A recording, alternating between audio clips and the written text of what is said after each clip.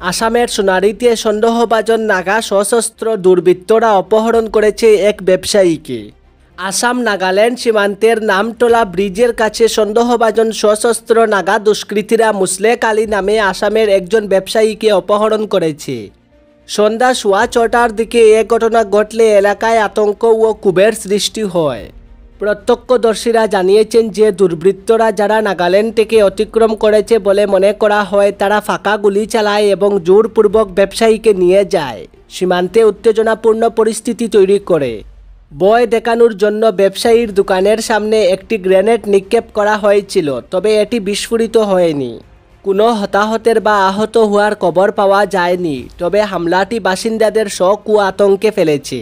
স্থানীয় কর্তৃপক্ষকে সতর্ক করা হয়েছে এবং অপহৃত ব্যবসায়ীকে খুঁজে বের করতে ও উদ্ধারের চেষ্টা চলছে। আরও উত্তেজনা এড়াতে এলাকায় নিরাপত্তা বাহিনী মোতায়েন করা হয়েছে।